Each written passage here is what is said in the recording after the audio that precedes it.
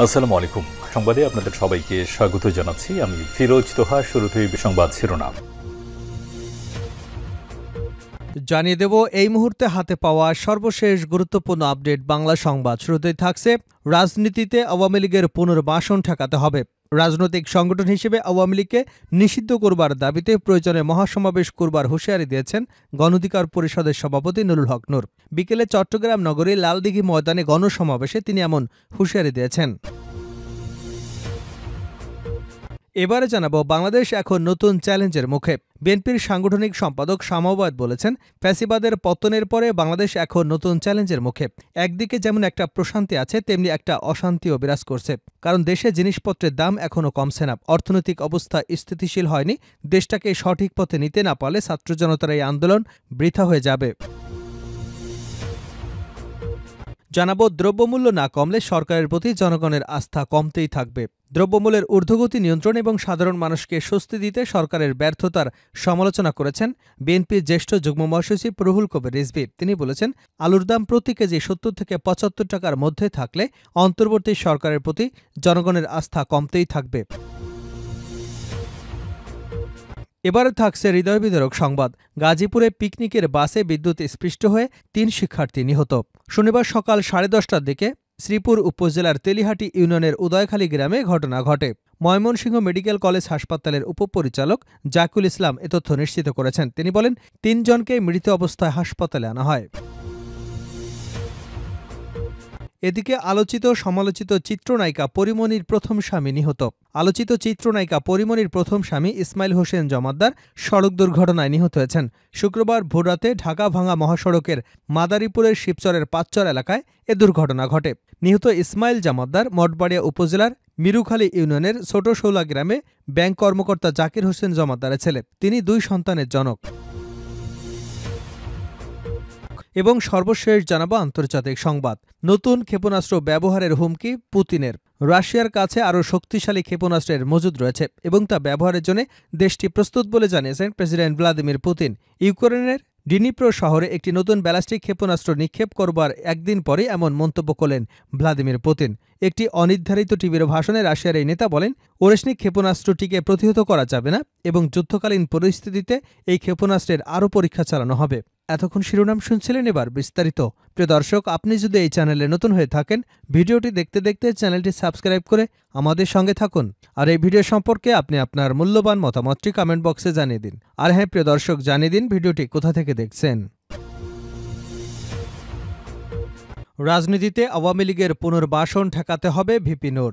রাজনৈতিক সংগঠন হিসেবে আওয়ামী লীগকে নিষিদ্ধ করবার দাবিতে প্রয়োজনে মহাসমাবেশ করবার হুঁশিয়ারি দিয়েছেন গণ অধিকার পরিষদের সভাপতি নুরুল হক নূর। বিকেলে চট্টগ্রাম নগরীর লালদিঘি ময়দানে গণসমাবেশে তিনি এমন হুঁশিয়ারি দিয়েছেন।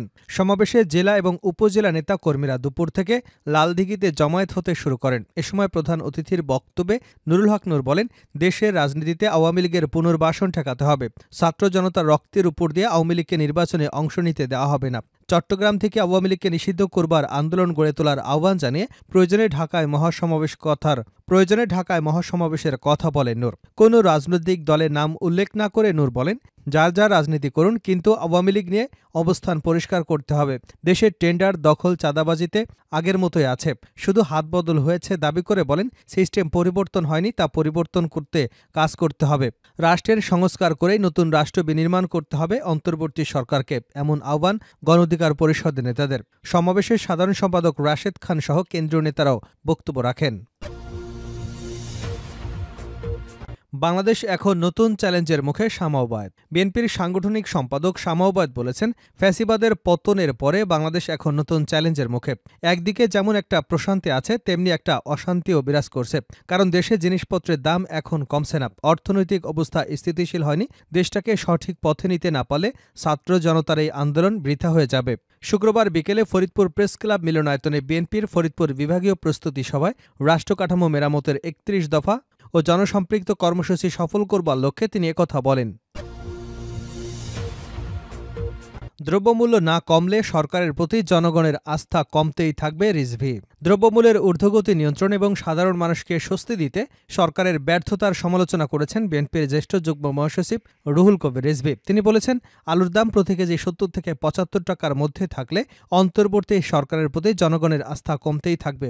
গণঅভ্যুত্থান সহকর্মী চালকদের হত্যার প্রতিবাদে ঢাকার নয়াপল্টনে বিএনপির কেন্দ্রীয় কার্যালয়ের সামনে এক সমাবেশে এসব কথা বলেন তিনি। এ সময় রিজভী বলেন, ডিম এবং তেলের মতো নিত্য প্রয়োজনীয় জিনিসের দাম নিয়ন্ত্রণকারী কোম্পানিগুলোর বিরুদ্ধে সরকার কেন ব্যবস্থা নিচ্ছে না? বাজার সিন্ডিকেটের বিরুদ্ধে ব্যবস্থা নিতে পারছে না কেন? তারপরও কেন বাড়ছে ডিমের দাম? তারপরও সয়াবিন তেলের দাম এত বেশি কেন? তিনি বলেন, গণঅভ্যুত্থানের পরও নিম্ন আয়ের মানুষ যেমন কৃষক, রিকশা চালক, সিএনজি চালক, অটোরিকশা চালকদের অবস্থার কোনো উন্নতি হয়নি। বিএনপির এই নেতা আক্ষেপ করে বলেন, জনগণ কিছুটা স্বস্তির প্রত্যাশা করেছিল, কিন্তু তারা যদি তা না পায় তবে গণতান্ত্রিক চেতনা, ত্যাগ এবং রক্তপাত ও বহু প্রাণহানি সবই বৃথা যাবে। রিজভী বলেন, বিপ্লবী সরকারের উপদেষ্টাদের অবশ্যই বিপ্লবী হতে হয়, গতিশীল মানসিকতা থাকতে হয়। জনগণ থেকে বিচ্ছিন্ন ব্যক্তিরা কখনো জনগণের কল্যাণে কাজ করতে পারে না। রিজভী অন্তর্বর্তীকালীন সরকারকে জুলাই আগস্ট বিপ্লবের সময় নিহতদের পরিবারের পাশাপাশি আহত এবং পঙ্গুদের দায়িত্ব নেবারও আহ্বান জানান। তিনি বলেন, আমি দেখেছি এখনও অনেকেই হাসপাতালে চিকিৎসার জন্য কাতরাচ্ছেন, হাত পা এবং দৃষ্টিশক্তি হারিয়েছেন। রাষ্ট্র কি এদের দায় নেবে না? এর দায় রাষ্ট্রকেই নিতে হবে। গাজীপুরে পিকনিকের বাসে বিদ্যুৎ স্পৃষ্ট হয়ে ৩ শিক্ষার্থী নিহত। গাজীপুরে পিকনিকের বাসে বিদ্যুৎ স্পৃষ্ট হয়ে ৩ বিশ্ববিদ্যালয় শিক্ষার্থী নিহত হয়েছেন। শনিবার ২৩শে নভেম্বর সকাল ১০:৩০টার দিকে শ্রীপুর উপজেলার তেলিহাটি ইউনিয়নের উদয়খালী গ্রামে ঘটনা ঘটে। নিহতরা হলেন Gazipur Islamic university of technology IUT বিশ্ববিদ্যালয়ের শিক্ষার্থী মোজাম্মেল হোসেন নাইম ২৪, মুস্তাকিম রহমান মাহিন ২২, জুবায়ের আলম সাকিব ২২। ময়মনসিংহ মেডিকেল কলেজ হাসপাতালের উপপরিচালক জাকিউল ইসলাম এ তথ্য নিশ্চিত করেছেন। তিনি বলেন, ৩ জনকে মৃত অবস্থায় হাসপাতালে আনা হয়েছে। জানা গেছে, শিক্ষার্থীদের নিয়ে একটি বাস পিকনিকে যাবার সময় বিদ্যুৎ স্পৃষ্ট হয়ে ওই ৩ জন শিক্ষার্থী নিহত হন। শেষ করছি আন্তর্জাতিক সংবাদ দিয়ে। নতুন ক্ষেপণাস্ত্র ব্যবহারের হুমকি পুতিনের। রাশিয়ার কাছে আরও শক্তিশালী নতুন ক্ষেপণাস্ত্রের মজুদ রয়েছে এবং তা ব্যবহারের জন্য দেশটি প্রস্তুত বলে জানিয়েছেন প্রেসিডেন্ট ভ্লাদিমির পুতিন। ইউক্রেনের ডিনিপ্রো শহরে একটি নতুন ব্যালিস্টিক ক্ষেপণাস্ত্র নিক্ষেপ করবার একদিন পরই এমন মন্তব্য করলেন পুতিন। একটি অনির্ধারিত টিভি ভাষণে রাশিয়ার ওই নেতা বলেন, ওরেশনিক ক্ষেপণাস্ত্রটি প্রতিহত করা যাবে না এবং যুদ্ধকালীন পরিস্থিতিতে এই ক্ষেপণাস্ত্রের আরও পরীক্ষা চালানো হবে। রাশিয়ার নয়া ওরেশনিক ক্ষেপণাস্ত্র দিয়ে তৈরি করা হয়েছে শঙ্কার মেঘ। রাশিয়ার ওরেশনিক ক্ষেপণাস্ত্র ব্যবহারে ইউক্রেনের যুদ্ধকে নতুন উত্তেজনা নিয়ে গেছে। এদিকে রাশিয়ার ওরেনশিক ক্ষেপণাস্ত্র ব্যবহার করা ইউক্রেনের প্রথমবারের মতো রাশিয়ায় যুক্তরাষ্ট্রের ব্রিটিশ ক্ষেপণাস্ত্র নিক্ষেপ করেছে। ইউক্রেনের প্রেসিডেন্ট ভলোদিমির জেলেন্সকি বিশ্বনেতাদের কঠোর প্রতিক্রিয়া জানানোর আহ্বান জানিয়েছেন, যাতে পুতিন তার কর্মের প্রকৃত পরিণতি অনুভব করেন। এছাড়া জেলেনস্কির পশ্চিমা মিত্রদের কাছে আধুনিক বিমান প্রতিরক্ষা ব্যবস্থাও চেয়েছেন। বার্তা সংস্থা ইন্টারফ্যাক্স ইউক্রেন অনুসারে কিয়েভ মার্কিন টার্মিনাল হাই অ্যালাটিউড এরিয়া ডিফেন্স পেতে কিংবা এর প্যাট্রিয়ট অ্যান্টি ব্যালিস্টিক ক্ষেপণাস্ত্র প্রতিরক্ষা ব্যবস্থা উন্নত করতে চাইছে। গতকাল শুক্রবারের ভাষণে পুতিন বলেছিলেন, ওরেশনিক হাইপারসনিক ক্ষেপণাস্ত্রগুলো শব্দের ১০ গুণ গতিতে উড়েছিল এবং তিনি এগুলো উৎপাদনের নির্দেশনা দিয়েছেন। এর আগে তিনি বলেছিলেন, ইউক্রেনের স্টর্ম শ্যাডো এবং অ্যাটাক এমএস ক্ষেপণাস্ত্র ব্যবহারের জবাবে এই ক্ষেপণাস্ত্র ব্যবহার করা হয়। ডিনিপ্রোর উপর গত বৃহস্পতিবার রুশ হামলাকে প্রত্যক্ষদর্শীরা অস্বাভাবিক বলে বর্ণনা করেছেন এবং যে বিস্ফোরণটি ঘটিয়েছে তা ৩ ঘণ্টা ধরে চলে। ক্ষেপণাস্ত্রের আঘাত এতটাই শক্তিশালী যে পরবর্তী সময়ে ইউক্রেনীয় কর্মকর্তারা বলেছিলেন, এটি একটি শান্ত মহাদেশীয় ব্যালিস্টিক ক্ষেপণাস্ত্রের মতো। রিস্ক অ্যাডভাইজারিদের কোম্পানি সাবিলিয়নের সিও প্রতিষ্ঠাতা জাস্টিন ক্রাম্প বিবিসিকে বলেন, ওরেনশিক ক্ষেপণাস্ত্রটি পুতিনের অস্ত্রাগারের অন্য অস্ত্রের চেয়ে দ্রুত এবং আরও উন্নত। এটি ইউক্রেনের বিমান প্রতিরক্ষাকে গুরুতরভাবে চ্যালেঞ্জ করবার ক্ষমতা রাখে। রাশিয়া এবং ইউক্রেনের মধ্যে যুদ্ধের দিকের সম্পর্কে অন্য বিশ্বনেতাদের কাছ থেকে বেশ কয়েকটি সতর্কতাও উস্কে দিয়েছে যুদ্ধকে। পোলিশ প্রধানমন্ত্রী ডোনাল্ড ট্রাম্প বলেছেন, যুদ্ধ এমন একটি পর্যায়ে প্রবেশ করেছে যেখানে বিশ্বব্যাপী সংঘাতের সত্যিকারের ঝুঁকি বাড়িয়ে দিয়েছে। এদিকে হাঙ্গেরির প্রধানমন্ত্রী ভিক্টর আরবান বলেছেন, পশ্চিমাদের উচিত ভ্লাদিমির পুতিনের সতর্কতাকে গুরুত্ব দেওয়া, কারণ রাশিয়া সামরিক শক্তির উপর দাঁড়িয়ে আছে। উত্তর কোরিয়ার নেতা কিম জং উন আগে কখনোই পরমাণু যুদ্ধের হুমকি ছিল না বলে সতর্ক করেছেন। উত্তর কোরিয়া রাশিয়ার পক্ষে লড়াই করবার জন্য যে দেশে হাজার হাজার সেনা পাঠিয়েছে এবং ইউক্রেনীয় বাহিনী রাশিয়ার কুরস্ক অঞ্চলে তাদের সঙ্গে সংঘর্ষের খবর দিয়েছে, সেখানে ইউক্রেনের সেনারা কিছু অঞ্চল দখল করেছে।